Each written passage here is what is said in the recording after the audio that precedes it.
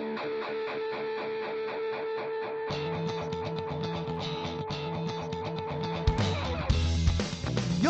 listening to the Let's Go Buffalo podcast, your new favorite podcast for everything Bills and Sabres. What's going on, everybody? You are listening to the Let's Go Buffalo podcast, your favorite podcast for all things Bills and Sabres, with the pals, myself, Tom, and Dana. What's going on, boys? We got 20 coming at you today. 2-0. That's wild. What was that? That's great. Look at us. We stuck to something. Look at us. Quick reminder to everybody, if you're listening, follow along on our social media accounts on Instagram and X. It's at Let's Go Buff Pod. That is buff with 2 Fs.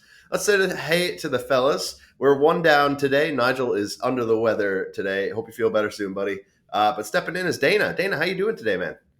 Oh, I'm doing beautifully. I'm still getting this coffee to work through my system, but I'm super happy to be here. And I just also wanted to say thanks so much last time for letting me come on and talk Bills and Sabres with you guys. So this hang is always awesome and glad to be back. Yeah, man, we had a blast. Good to have you back on. Tom, how you doing this morning? I am great. Yeah, another morning pod. This is becoming a little bit of a tradition. Maybe we're going to have Let's Go Buff Pod after dark and before caffeine. Maybe that'll be the two different renditions of it, Well, please, everybody bear with us, me in particular, because this is the pre-caffeine version of the show. we just get faster and faster as we progress through the show. Everybody starts picking up speed. I like it. That's your job. Just speed up the audio with the Benny Hill theme music behind it. Oh, that'd be good. Yeah, that'd be good.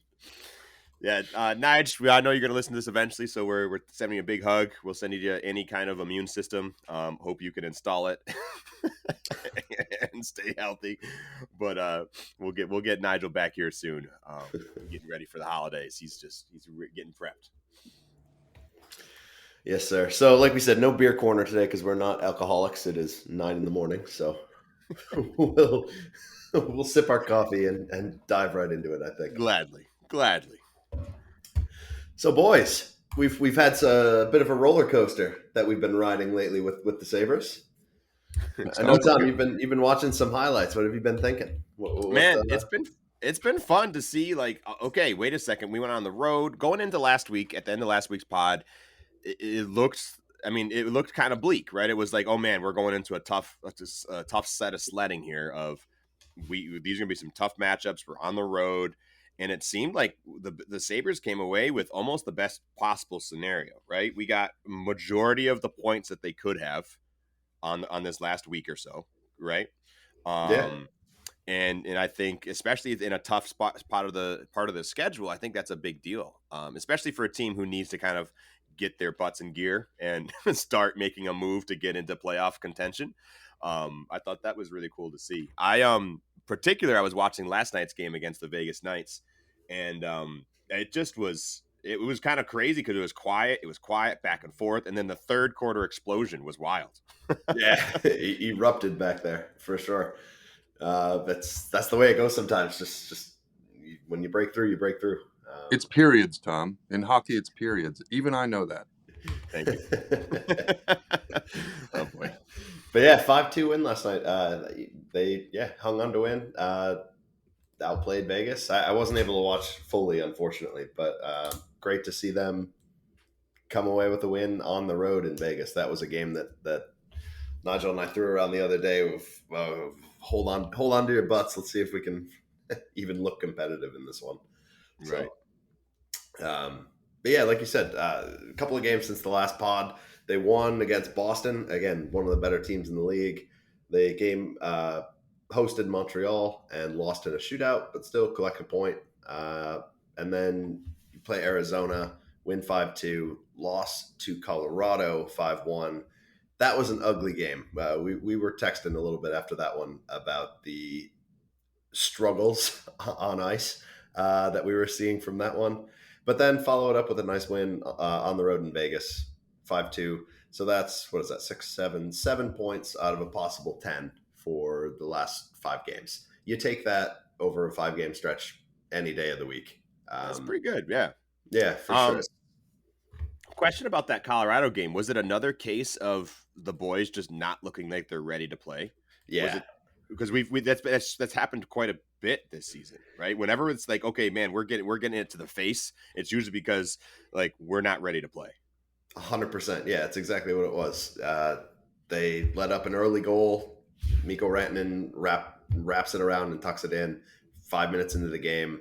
That building goes bananas, and then they just pile on. They were down 3 goals within the first 12 minutes of the game, and you can pretty much write the rest of the game off after that. It was ugly. The other fun stat is that it was 3-0 Colorado on the scoreboard. On the shot clock, it was the Sabres were getting shut out shot-wise. They had 0 shots on goal through the first like 14 minutes of play or something like that. Just you can't do that against Colorado. They're going to make you pay, and they absolutely did. I feel like you can't do that against anyone, right? Like, no, definitely not. You need to be making attempts to make points, to score points. That's a good point. Yeah, it was bleak. I couldn't watch that one, unfortunately, but I was just following along on my phone, and I was kind of thankful that I didn't stay up late to watch that one.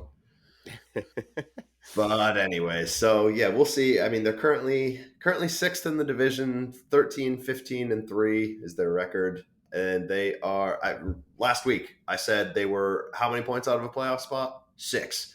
Today, after saying that they went on a nice little run, got 7 of 10 points, they are currently 5 points out of a playoff spot. It is so goddamn hard to make up ground and pass teams in this league. You got to keep outplaying everybody through the end of the year, and that's hard to do over such a long stretch. But it's not impossible. But we'll see if the boys can dig themselves out. They have another chance to do so this evening, Saturday, against Arizona in Arizona. Another tough matchup. They beat them just a few nights ago, but it's a good team. It's going to be tough to beat twice in a row. Then Tuesday, the Sabres host Columbus at home. Thursday, they host their Canadian rivals, the Toronto Maple Leafs, and then close out the pre-Christmas slate by traveling to MSG to take on the Rangers. So we'll see where the road lies ahead. Any questions from you boys? What have you been noticing or liking or curious about in the Sabres world? Yeah, I had a couple questions. The first one is, I know maybe a week or so ago, the Sabres had played a considerable number more games than a lot of the other teams in their division, or maybe it was just conference, but has that started evening out? Yes and no. It's that 6-game differential that we talked about between Ottawa and Buffalo is still there, but other teams around the league have played a similar amount of games. It's not uncommon for a team to have played a couple more, a couple less. It just evens out the schedule at other parts of the year, and Gotcha. everybody gets ground into the ground by the schedule at some point. So does that mean if the Sabres have played more games than the other teams in front of them in the standings, that means that the Sabres are actually even further back than it looks? Exactly. Yeah. Great point. Gotcha. Yeah, they have an uphill battle for sure. I'll hold my next question. Maybe you want to go, Tom. I have been seeing quite a bit, and it was really fun watching last night's game in particular. Zach Benson just like he's looking legit, and it's like I kind of because the way you guys always talk about young players coming into the league and needing to play. Hey, can you play up to league speed? Can you play with these professionals? And not that. Okay, let me rephrase that. Like, can you play in the league, right? And at some point, I was kind of waiting for that shoe to drop for him. Of hey, man, that rookie look is going to show up, but it doesn't really seem to be happening too often for Zach. Like, is that what you're seeing too? Yeah, dude, I think that's a great point, and 100%. He's 18. He's not turning 19 until after the season. So that's insane. Yeah, It's just what a guy. Children out there. Yeah. Yeah, he's a little baby boy. Hope he gets what he wants for Christmas. I bet he will. Yeah, but yeah, you're right. He's looked better and better as the season's gone on, and it's great to see. The numbers earlier on were I mean, he's 18 years old, right? He's not putting up crazy numbers, but the scoring stats have started to come. He's looked more confident. He's a dog on the puck, dude. He just has a nose for it. Like that goal that he last night picked off a pass in the neutral zone and fed Alex Tuck for a phenomenal goal. I think it was the tying goal. But yeah, he's just tenacious. He's got a motor. He's going to be a pest to play against for a long time. It's shocking that he fell to where he did in the draft. And he's not done growing, right? Would a little bit of, okay, if he grows an inch or two and then puts on a little bit more muscle, like, will that help his game? It could. I guess it depends. I mean, it depends like how you put it on and what your strength and other facets of your game are. I mean, because a lot of he's a speedy guy, so if you bulk up a bit more, you throw a rhinoceros on skates, they're not going to be a very good skater, So are you calling him a rhinoceros? No, far from it. What I'm trying to say is like he's a smaller guy. He's a smaller guy, right? And so his bulking up a little bit. He's 18 years old. Putting Tom on skates versus Zach Benson on skates. Mm-hmm. That's a better comparison. All I was trying to say is that there have been some guys in the league that talk about in the offseason how they were really looking to bulk up and like get stronger, and then they come in and the skating suffers because of it. And they're just slow. Yeah, it's a fast league. You got to be able to skate. Right. Interesting. Yeah. Cool. Well, hey, it's been fun to see. He's getting closer and closer to being the t-shirt jersey I'm going to get. So yeah, oh dude, yeah, it's a good choice. It's a good choice. The other one you could consider is our young friend Devin Levi, who's looked incredible since getting called up. That's true. A week or so ago. The Jedi, yeah. That 2-game stretch in Rochester looks like it gave him a little bit of a pissed off attitude and came back and has stormed the net. He's 3-0-1 in the starts that he's had since getting called back up.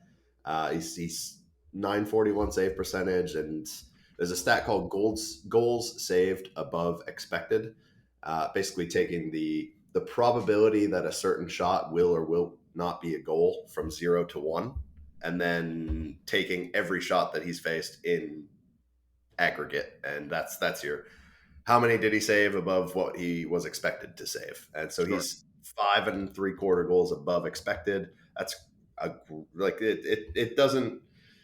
It's a stat that kind of creeps up slowly. Like 5.7 goals saved above expected is a big amount, especially in 4 games. So he's been keeping the team in games. And look, I mean they need the help right now to get back into the race. So we'll see. But yeah, credit to Levi for looking the part as he came back up. That's awesome. Sweet. That's actually going to be my next question. How does the whole goalie rotation look between the two of them? Well, there's 3 right now. Or 3 of them. Eric Comrie. So right now, I think Devin Levi is kind of the guy you ride, and I think that's kind of what their plan will be, is to ride the hot hand. Devin Levi, UPL, I think those two have looked better than Comrie. I don't think Comrie's looked awful, but he's had a couple stinker games for sure. But we'll see. I mean, it's one injury, one bad game away from a different look, so you never really know. It cycles throughout the year. But right now, I'm riding Devin Levi for sure.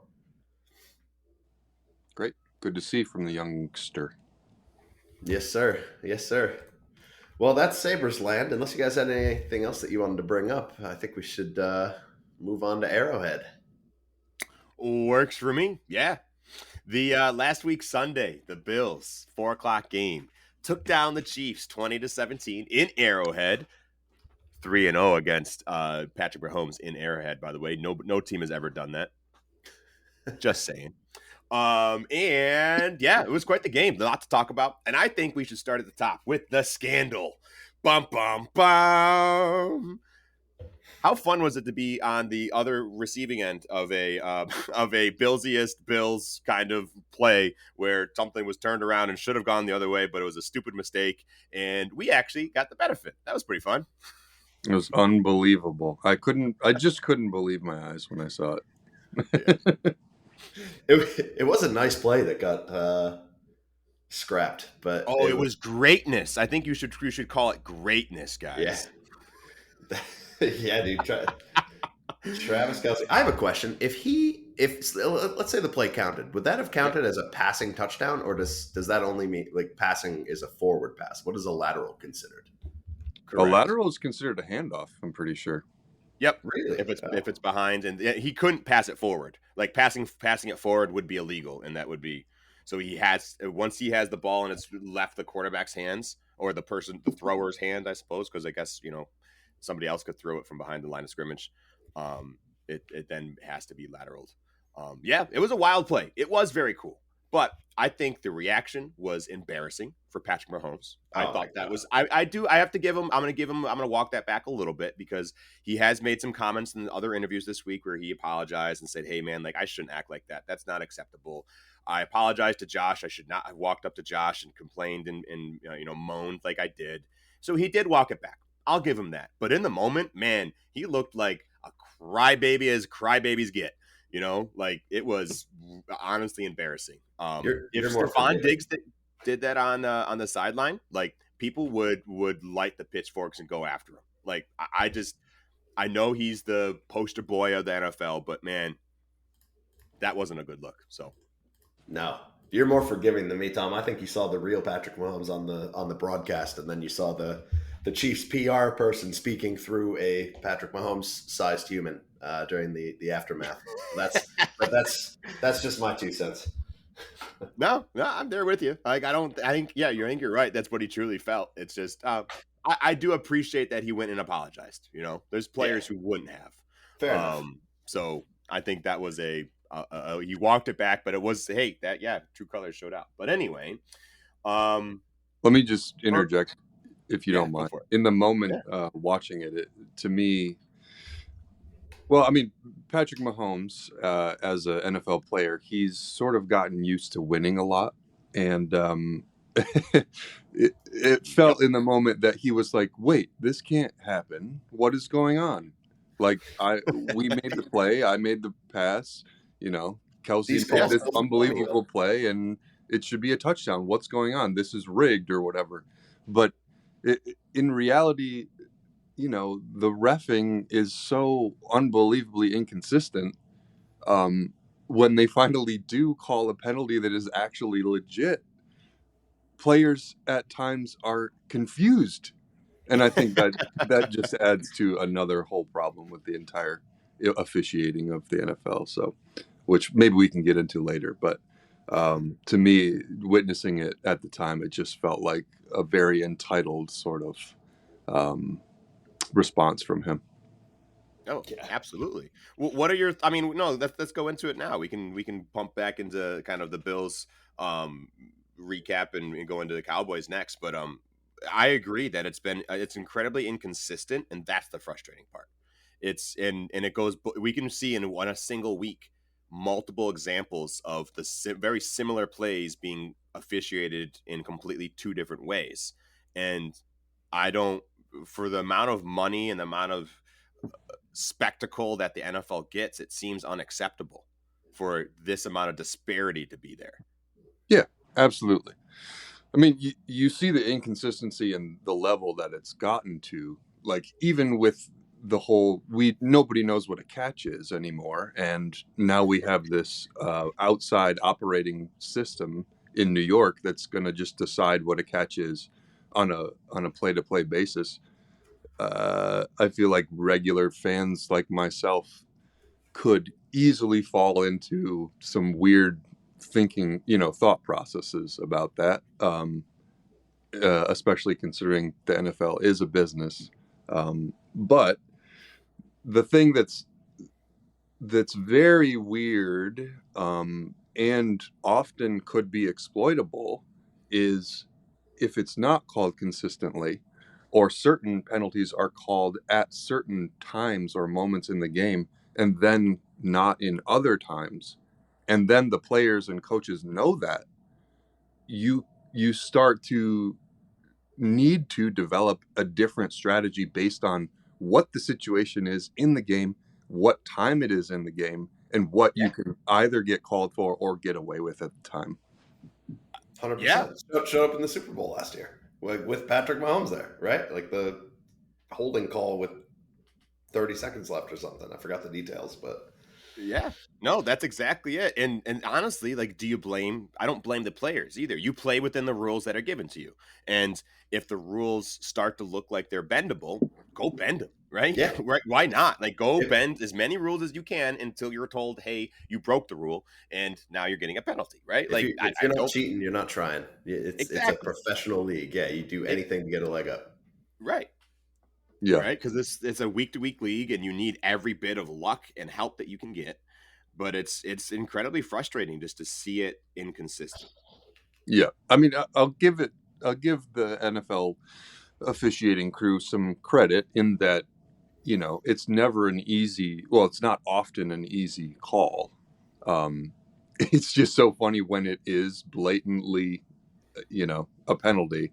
There's still backlash because of the inconsistency of actually the official calling it. And if the three of us in our and we can tell if something's a penalty or not at home, it just is so frustrating when it's like it's clearly not called on the field. Like I'm sitting on my couch and I can see it. It's like it's frustrating, and especially with the many fans across the NFL can see that, like, that's an issue. Yeah, I mean camera angles and the fake blue lines that they put on the field for the first down line and the line of scrimmage, those aren't obviously like set in stone. Sometimes they can glitch out a yard, not a full yard, but maybe a half a yard in either direction. But when you look from different angles after the fact, and I guess there are reviews of calls, and sometimes you do hear the NFL officiating staff walk back on specific calls. Yep. But I just feel like it needs to be officiated better and more consistently at the time, or this is just going to continue to be a talking point.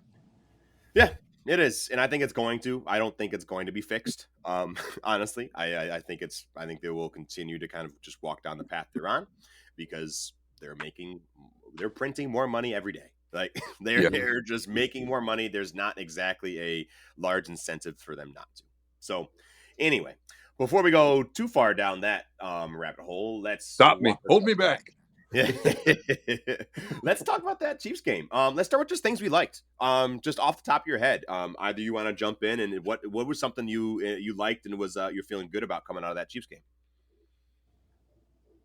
Oh God, it feels so long ago, if I'm being honest. It does.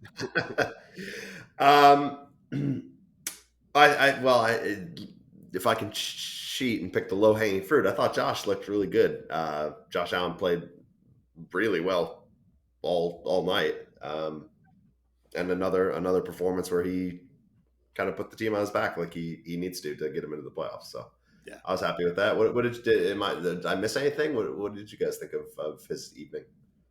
Yeah, I thought Josh looked great for the most part.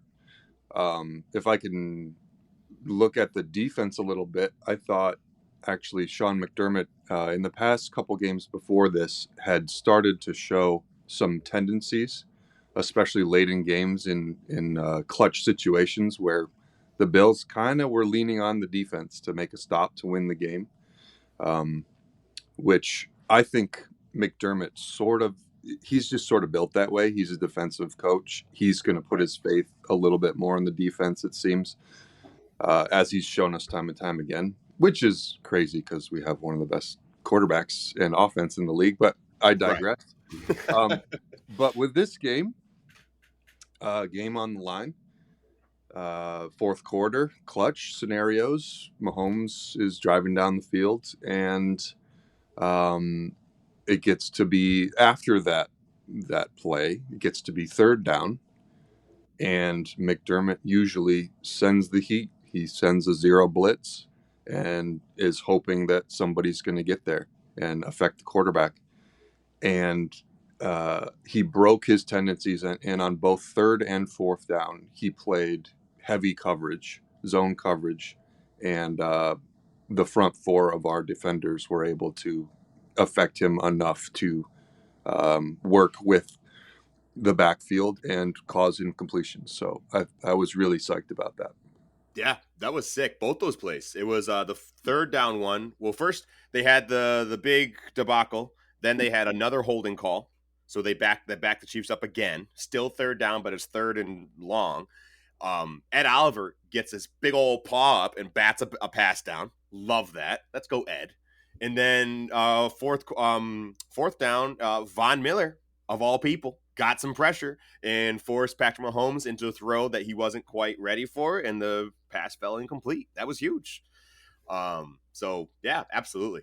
To circle back to Jake talking about Josh, I agree, dude. I think Josh was playing his backyard football all night, right? Like, unfortunately, that huge debacle was kind of overshadowing everything that happened on this game.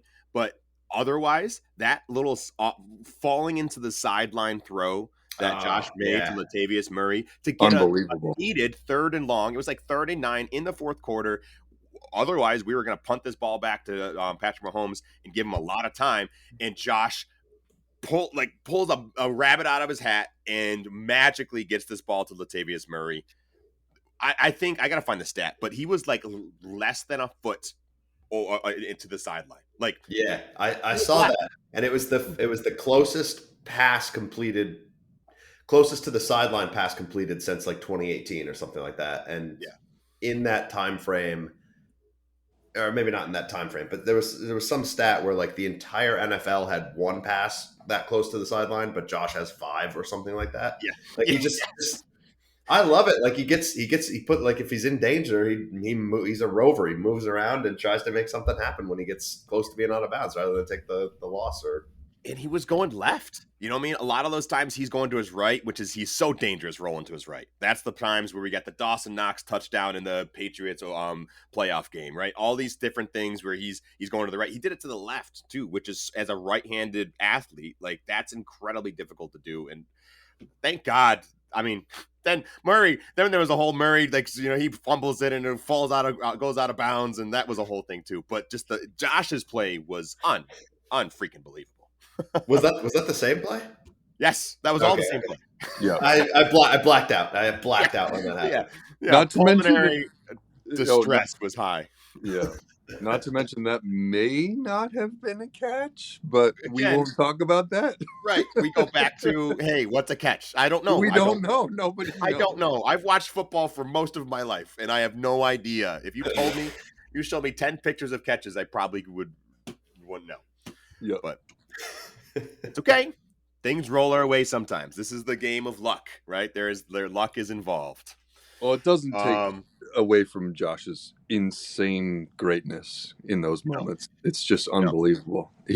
He's bat guano crazy, and sometimes he makes dumb interceptions, and sometimes that happens, and it's just unbelievable. Right. You have to take the good with the bad. I think that's our next sticker idea is Josh Allen bat guano crazy. That's it. Yeah, I like that. I like that. That's the next sticker. Because he had another crazy play, 4th and 1, 13 minutes, 20 seconds into the second quarter, broken down play, and he had this little sidearm throw to Kincaid around the defender. Oh, so beautiful. Kincaid God bless Kincaid. This guy is going to be amazing. And he had a crazy catch. It was a good throw, but it was also a really good catch. He fully extended, got the fourth down conversion, and I believe we got points after that. So, because it was deep into the Chiefs end of the field, and that was a huge the only silly thing that Josh did that game, I was gonna say last night. It's not. Oh my gosh, that game was that little interception he threw towards the beginning, end of the first half. It's like, we're up 14 points.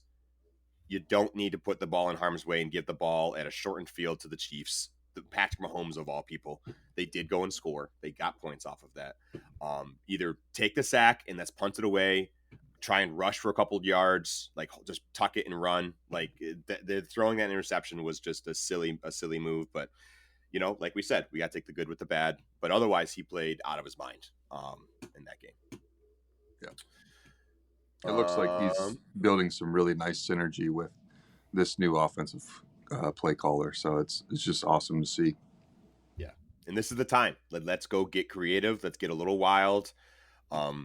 Thankfully, we're in a spot in this season where we're 7-6. We need some things to go our way, and we have it's like having when you're rolling dice and you can actually have like extra sides of, you need a 6, but Josh Allen puts extra 6s on that dice, like he'll roll the dice, but and maybe maybe you won't get what you want, but more often than not, like he has better chances of getting what you want than other players do.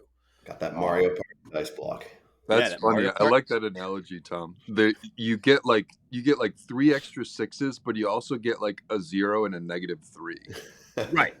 Yeah. That's it. It's a Mario Party dice block. That's exactly what it is. Yeah. Because this is your idea, Tom. I'm just putting the words to it. I like it. Yeah, I know, but you helped. Yeah, I'm spitting this right now. So that's good. Dana, I wanted to ask you, what is your thoughts on Diggs' usage right now? Because he had lots of targets. He had like 10 or 11 targets, only 4 or 5 catches for a couple yards, a drop or 2 in that past game. What are your thoughts of what's going on with him? His usage is, I have my own opinion, but I'm curious of yours. Yeah.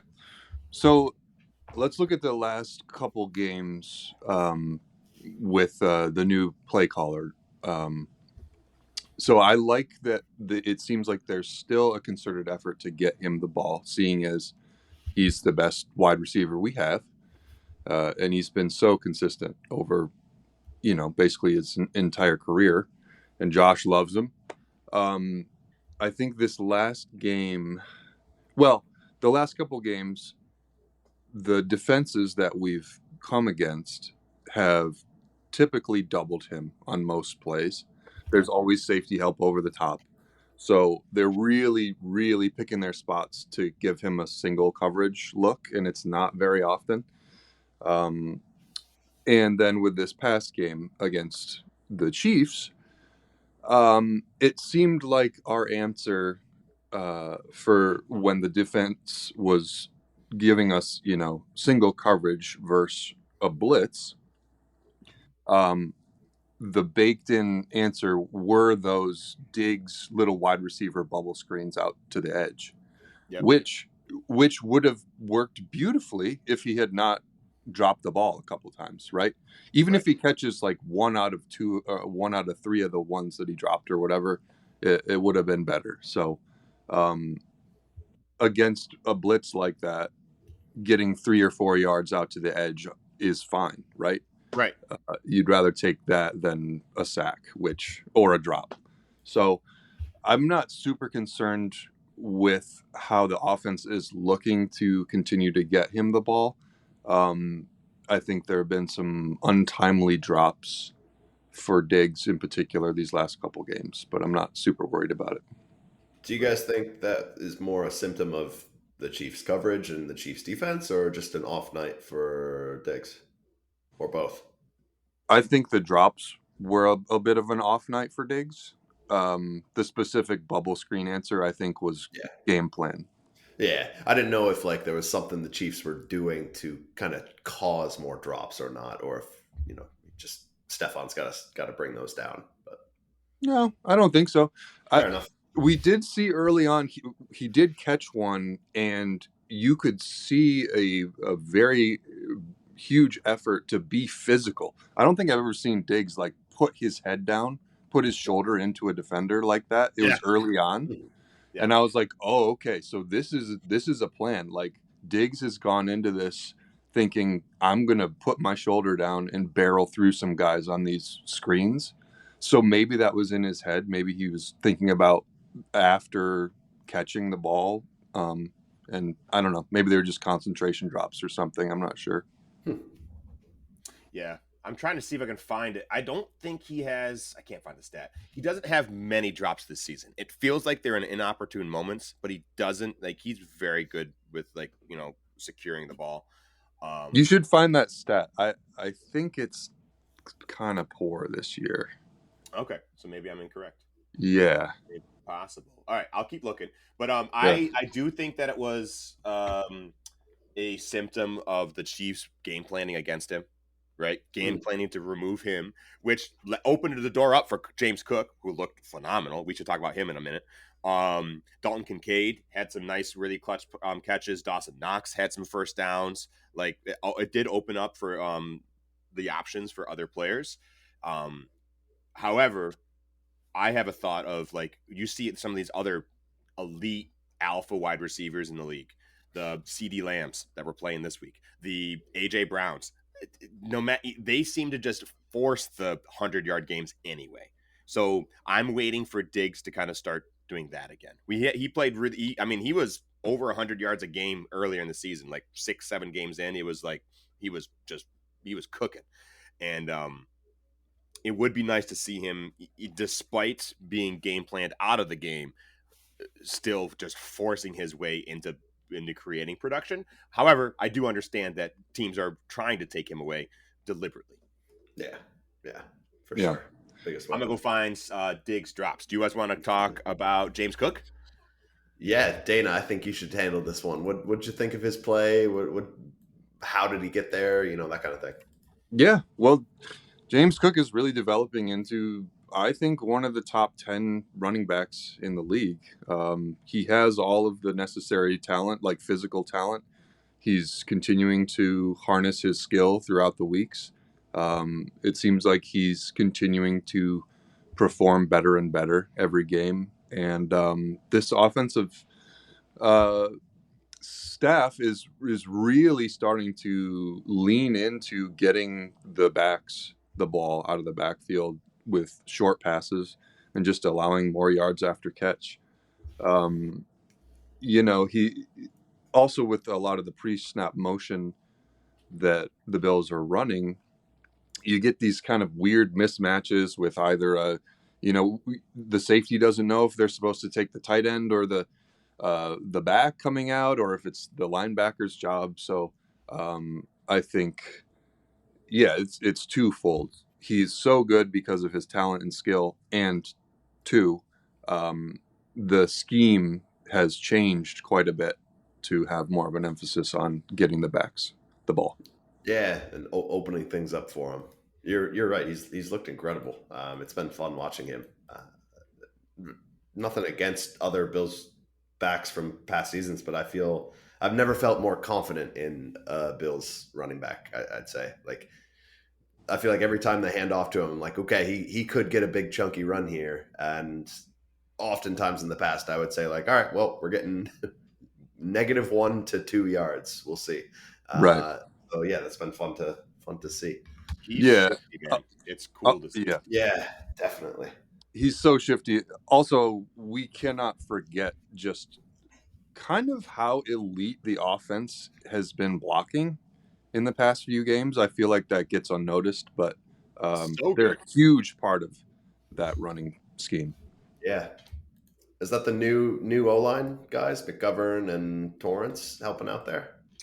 Yeah, I think it's partially that, and also our offensive line coach just bringing them all together from different schemes.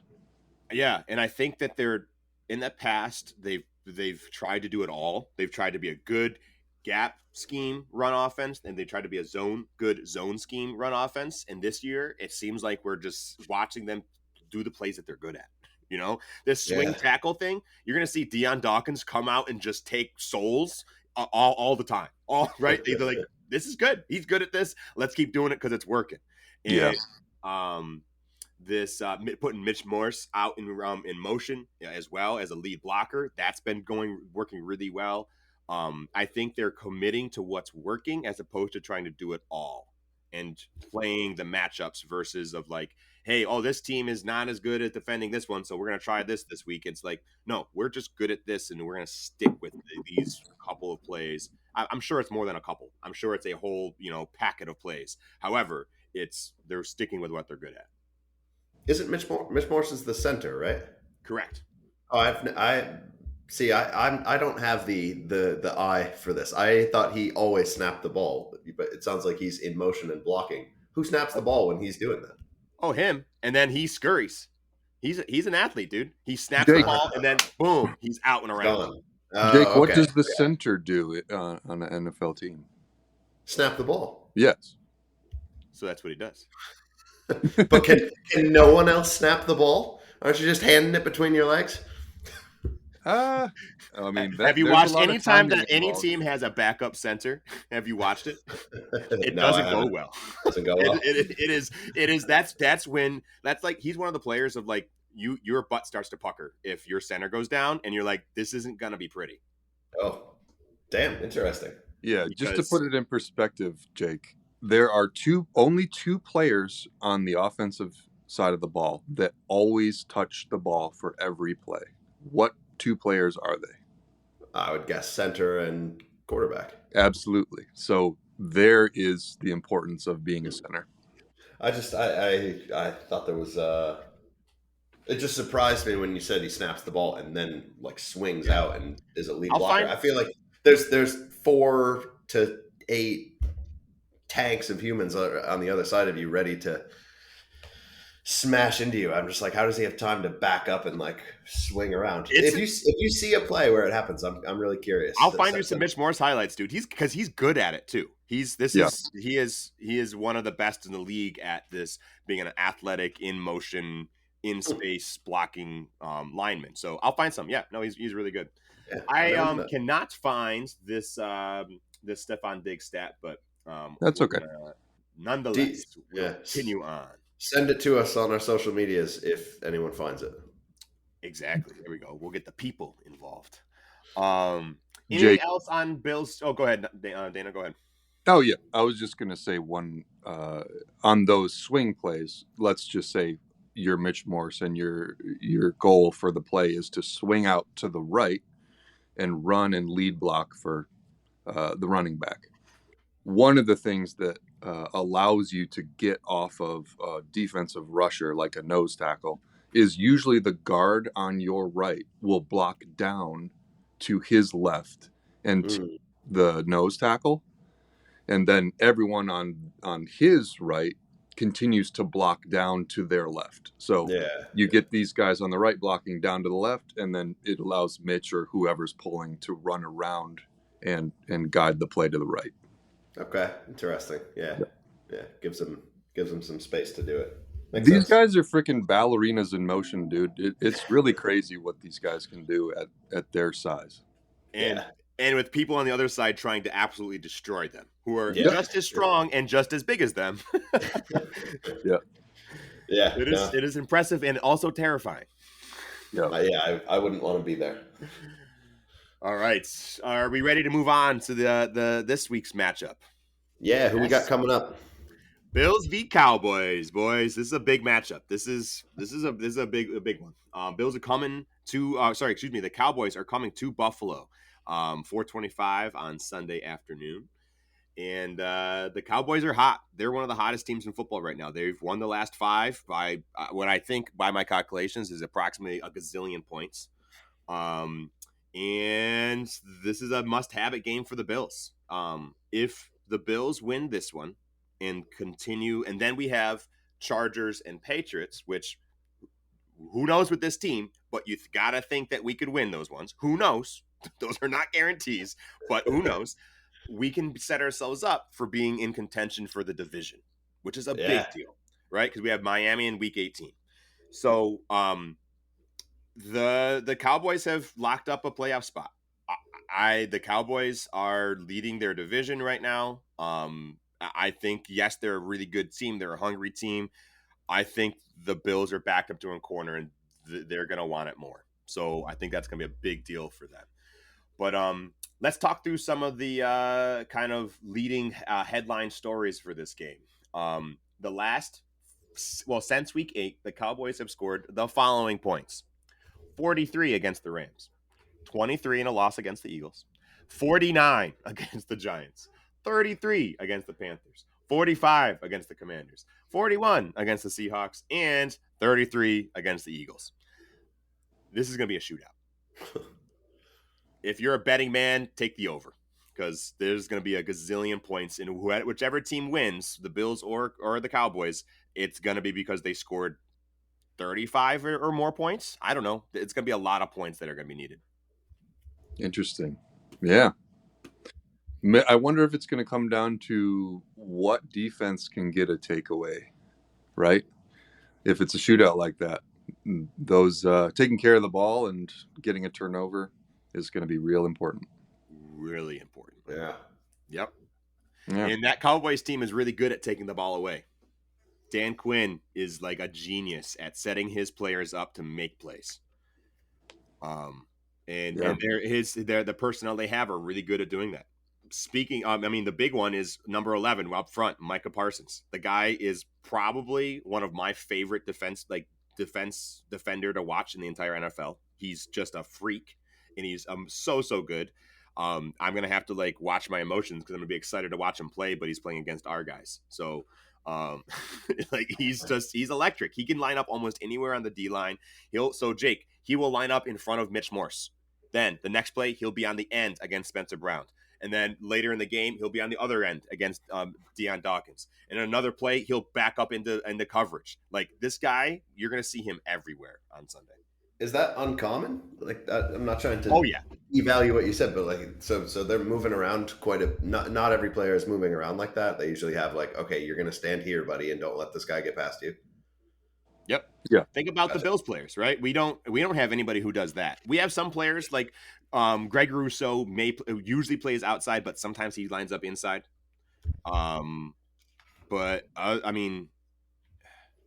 Shaq Lawson, I guess I've seen him line up once or twice inside, but we don't have many players who move around like that.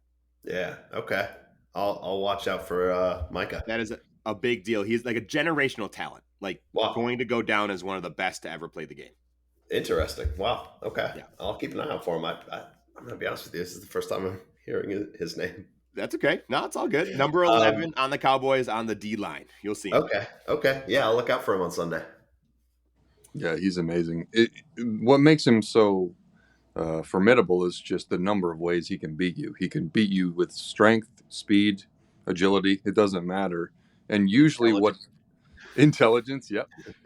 His speed is unreal at his size. That's one of the things that makes him elite. But a lot of times what the Cowboys do is move him around in different situations to go after specific matchups.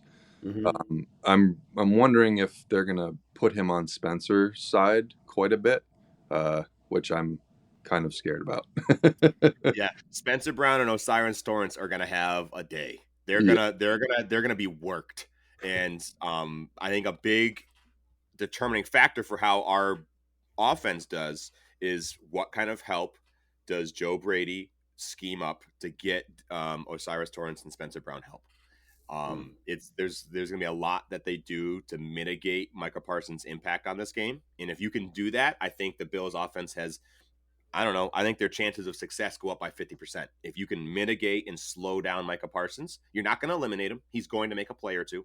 He's going to, but if you can slow him down and try and mitigate his impact on the game, okay, we can start moving, right? So I think that's going to be a big deal. It's whether it's Dawson Knox and Dalton Kincaid helping chip blocking, if it's James Cook blocking for his life, I think it's going to be a variety of different ways.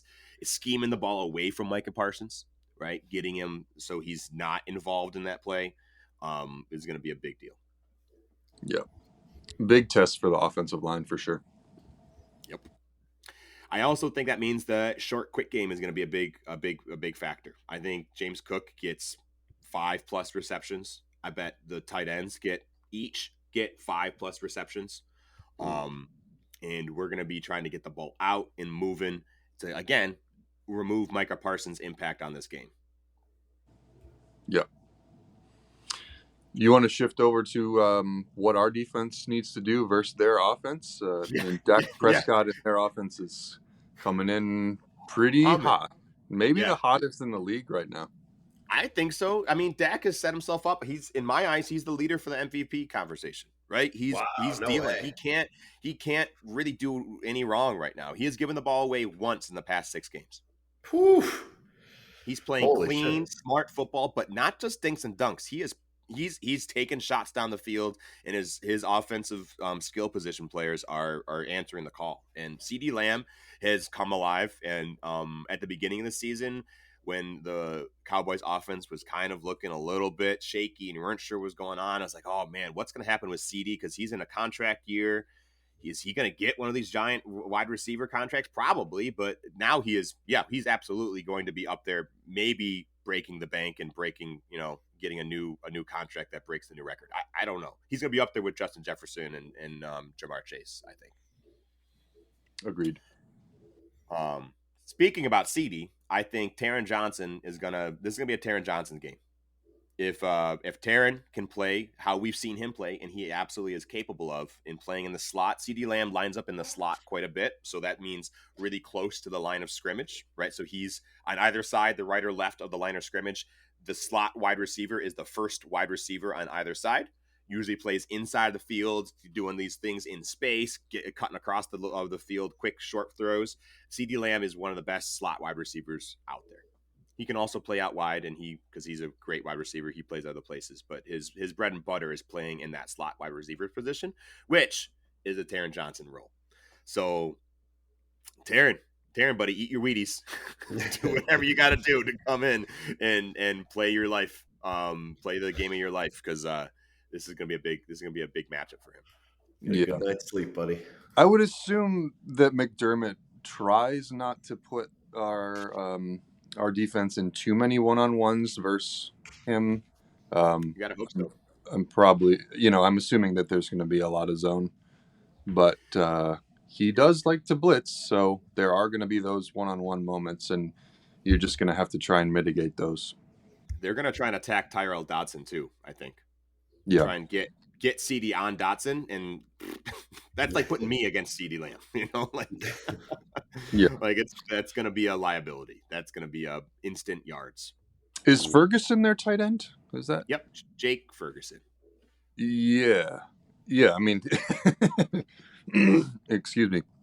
It's not like they have nobody other than CD. Like, they have good other wide receivers and a tight end to go to. So it's going to be tough all the way around. It will be. If the and you and I were kind of talking before we recorded, I think this is going to come down to the trenches. If the Bills D-line can get to Dak and affect this game, that will help. If the Bills O-line can somehow mitigate Micah Parsons, that will help. So I agree. I think this is going to come down to a trenches battle, which is really going to set the tone and really help. But right now, our boys are playing, right? That Bills D-line played really well against the Chiefs. Ed Oliver was affecting that game. Greg Rousseau was in there. AJ Epinesa, who was unfortunately ruled out, was had that tip ball and interception against Patrick Mahomes. Hopefully AJ Epinesa is not going to be a long-term injury. From the sounds of it, it's going to be a 2 to 3 weeks. Our buddy at Banged Up Bills is saying that it's probably not going to be an IR situation, but just a few weeks. So hopefully he's coming back. It's something to do with rib cartilage. I don't know. It doesn't sound good. So that sounds painful. Yeah, sounds painful. Exactly. So not great. We'll see.